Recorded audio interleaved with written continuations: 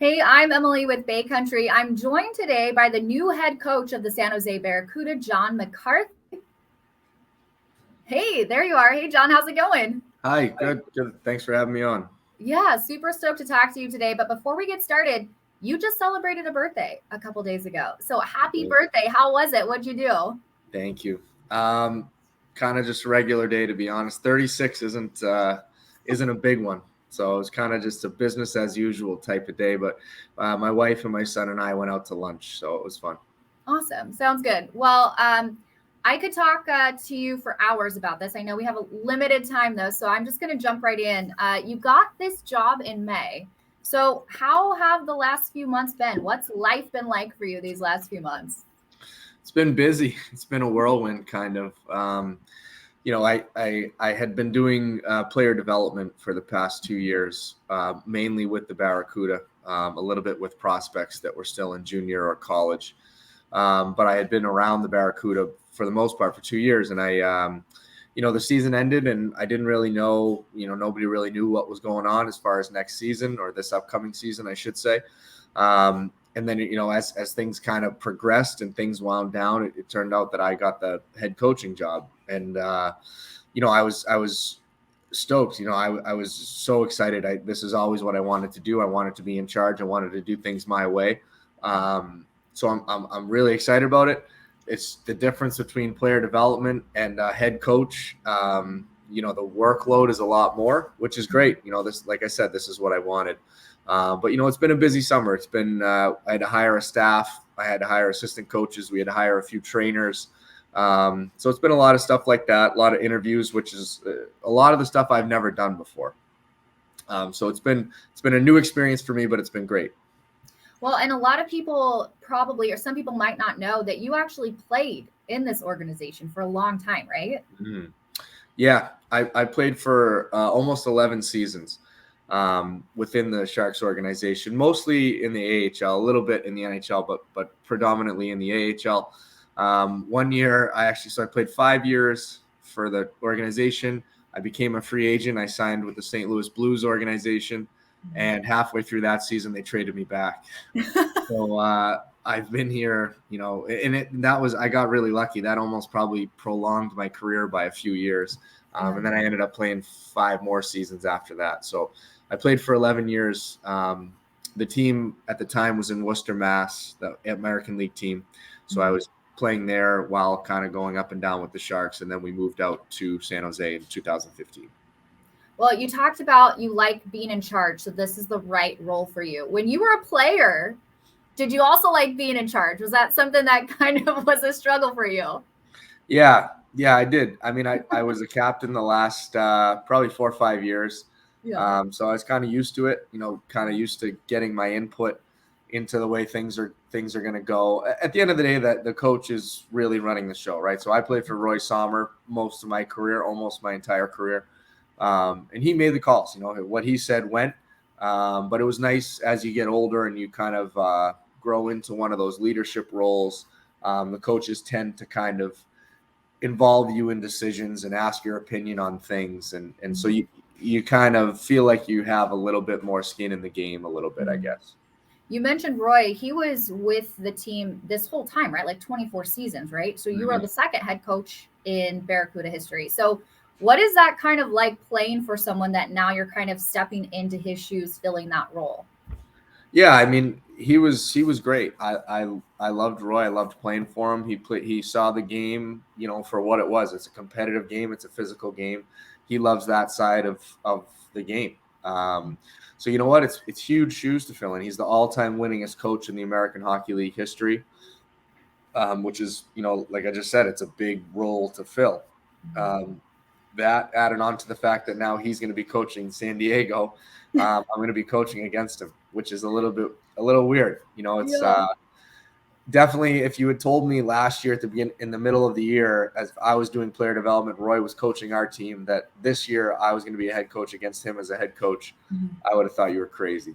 Yeah. But it shook out that way, and I'm looking forward to it. He's been great with me. We've talked a lot on the phone, and I've learned a lot about coaching from him.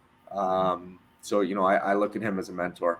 Yeah, that's awesome. I love the American Hockey League. I actually spent a few years in San Diego with the Gulls, is where I kind of got my start. But now I'm completely switched over. I'm I hope hardcore so. Sharks Barracuda.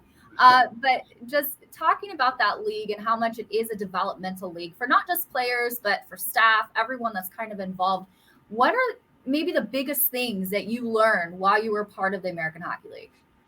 Yeah, I think for younger players, I'd say the most important part is kind of the approach to the game. Not necessarily the on ice skills. It's more, okay, this is your job now, right? So you played junior, you played college, you were major junior. There's a little bit of money exchange, so it's technically is professional, but you're a full-fledged professional, right? So you're playing with men. You're playing with men that have families that they have to provide for. Things get a little bit more serious. So you have to treat it as a job. You have to show up every day ready to go. You have to show up every day ready to earn a spot or to take someone else's spot. If you're not in the lineup, you got to find a way to get yourself in that lineup. Otherwise, your career is not going to be very long. So I think approaching the game as if it were a job and taking it a little more seriously, when it comes to off ice training, when it comes to, treatment with trainers, if you might have to come in at 6 a.m. to get something done that you need to get on the ice for practice, those are the things that you have to do if you are really serious about pursuing this as a career. So I think it kind of weeds out some people that maybe aren't taking it as seriously as they should. Then you're left with the guys that really are. So everything kind of becomes more competitive than it was in the previous stop. Well, I personally think that this is a really exciting time to be a fan of this organization for both the Sharks and the Barracuda. Lots of movement and changes happen in the offseason, I think, going in the right direction. So what are you most excited about with this new adventure for yourself? Yeah, I think you just nailed it. I think with the new leadership coming in for the Sharks, new coaches for the Sharks, a lot of new players for the Barracuda. From a Barracuda perspective, we had a ton of change. Like, we have a ton of turnover. They didn't bring back a lot of the guys. Our team, we finished toward the bottom of the standings last year, and that's what happens when the team doesn't perform. Changes are made, regardless of kind of whose fault it was. It's just kind of, if it's not working, it wasn't working, right? So they didn't bring a lot of the guys back. We have a lot of new players, a lot of kind of an infusion of younger players, high draft picks that have high expectations that can contribute at the NHL level. Just from a numbers standpoint, some of them are probably going to end up with us, at least to start the season. That's exciting. It's exciting when you get to work with high caliber players that have high expectations for themselves, and people within the organization have high expectations for them too. That's probably what I'm most excited about is working with those young prospects, those high expectation players, and getting them to the next level. And you'll be in a brand new arena with all of these new guys coming in. So I know that's one thing that our listeners are really excited about is the new Tech CU arena and how incredible that's going to be. So what's it kind of mean to you to be starting this new adventure as a brand new head coach in a brand new arena? That's got to kind of feel like a clean slate, a fresh start, like from the beginning, right? It's exciting. That adds to the excitement as well. I think I haven't seen it. I'm not in San Jose currently. I haven't seen it done, but I saw it while it was being built. I think for a minor league team, it's perfect. I think, we were previously playing at the SAP Center, and we just don't draw enough people to make it to bring any sort of atmosphere to that rink. It's too big for us. So having the size that it is, I think we can bring a little bit of a home ice atmosphere. And anytime you open a new rink, you want to make sure you have a winning team, right? That's what brings people in the doors. If you have a winning team off the bat, people will continue to come to the games. And that's ultimately what we want to do is we want to create kind of an atmosphere that other teams don't want to come in and play us in our home rink. And I think with the new rink being, the size that it is and the team that I think we're going to have, depending on what shakes out at Sharks training camp, that adds to my excitement as well. Awesome. From a fan perspective, if someone has never been to a Barracuda game or never been to a Sharks game or a hockey game, why should they come to a game? What's kind of the draw? What should they look forward to be able to bring the whole family to this season? Yeah, I think hockey is a game that is, and I'm biased obviously, but it's way better in person. I think watching it on TV, especially for somebody that doesn't typically watch hockey or doesn't have a hockey background, I think at times it can be kind of fast, right? The puck moves quickly. You don't necessarily know where. It's hard to see sometimes depending on the camera angle. In person, it's a lot easier to follow. I think you'll have a little bit of more respect for the players and kind of what they're able to do on skates, right? These guys skate pretty fast. It's a pretty physical game. The puck moves fast. You got to kind of think 2 steps ahead in order to be in the right spot. So I think the atmosphere and the intensity behind the game is really what you'll gain from coming to a game live as opposed to watching it on TV.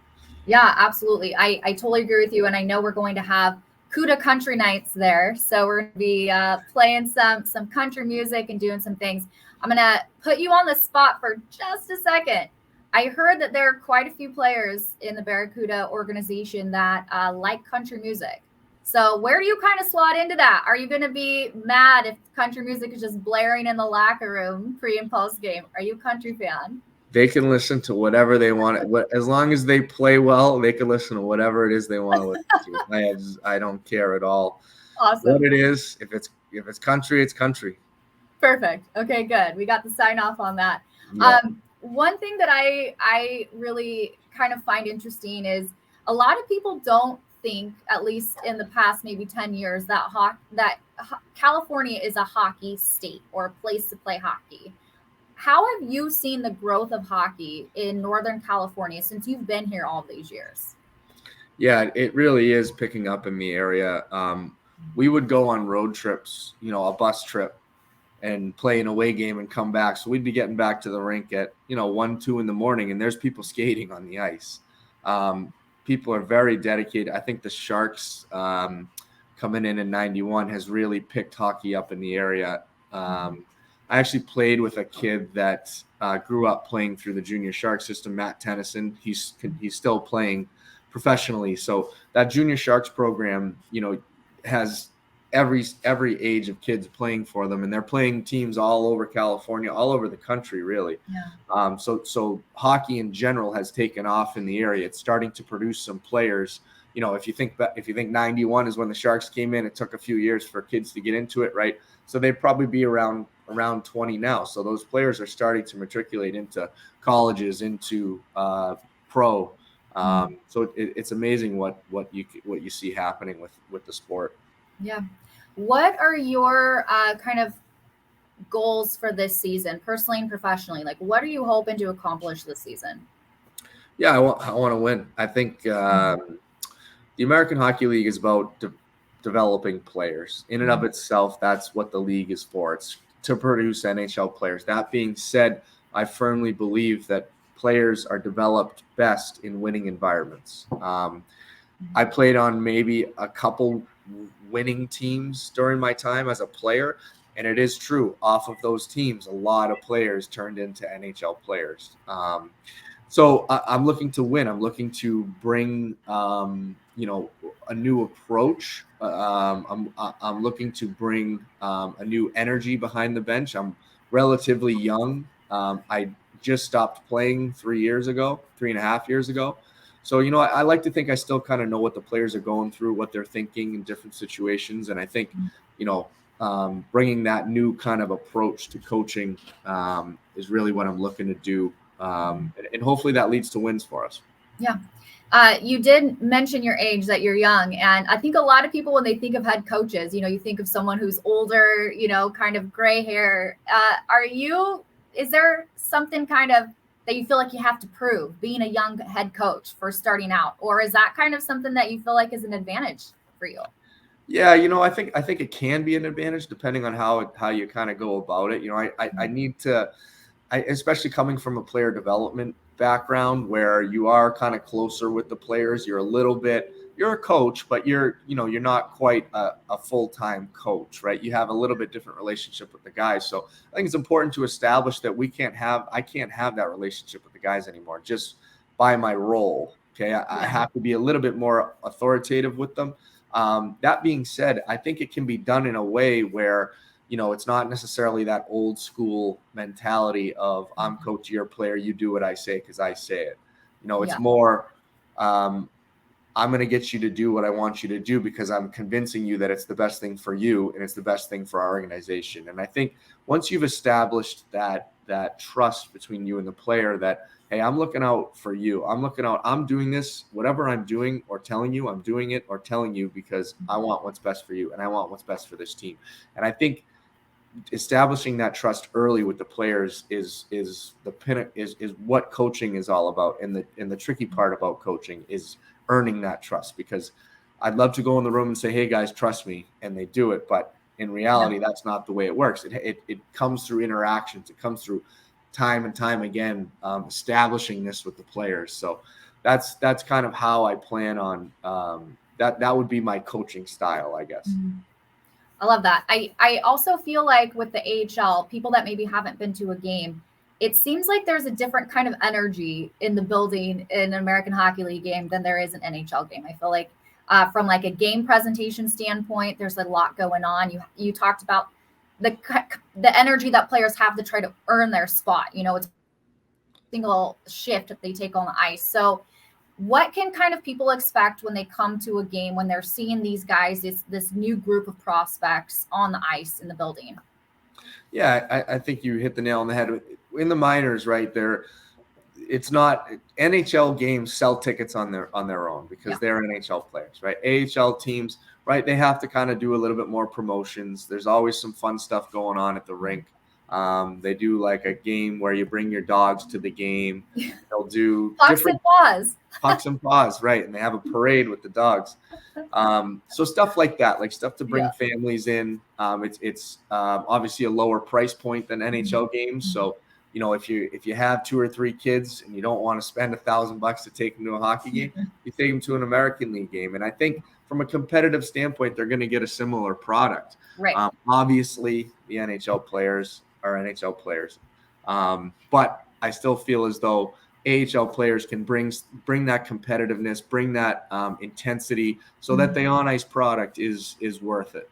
Right. 100%. And it's great to see these guys that maybe you're watching this season move up into the NHL next season or the following season and kind of follow their journey, which I think is really cool. Mm-hmm. What's one thing that maybe people don't know about you? Fans don't know about you? Is there something that kind of stands out? That they don't know about me? I guess I kind of, the way I played and my personality, as you can probably see through this, I'm kind of even keeled. But you know what? I can get intense. I can get a little hot under the collar, as I'm sure a lot of, hockey players can. Yeah. At the right times, I think it can be useful. Yeah, I agree with you. The fact that you've spent so much time here in San Jose, what are your favorite spots on an off day? You have nothing to do. Where are you going to eat? What's your favorite place? Yeah, we like to eat in Willard Hicks in Campbell. We like to walk around downtown Campbell. Okay. Henry's High Life right by the rink is another favorite of ours. We'll go there after games sometimes. Yeah, that's it. We when we have a day off, we like to go down to Monterey or go for a walk down there as well. So I'd say those 3 places. Awesome. I love that. Before we let you go, is there anything else that you kind of want to say or mention that we didn't mention about this season or your new position? Yeah, no, I think if anyone's watching this, strongly consider coming out to a game. I think once you come to one, you might the hook might be into you.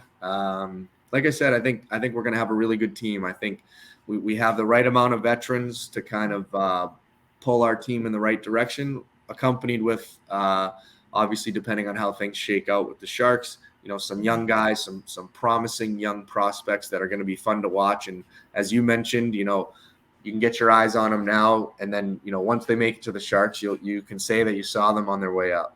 Yeah, I totally agree. I'm stoked for this season. I think, like I said before, I think it's a really exciting time to be a fan of this organization. And I'm really excited for you. Can't wait to watch what you do this season. So thanks so much for taking the time, and we'll see you at the arena soon. Awesome. Thank you so much for having me. Okay. Bye.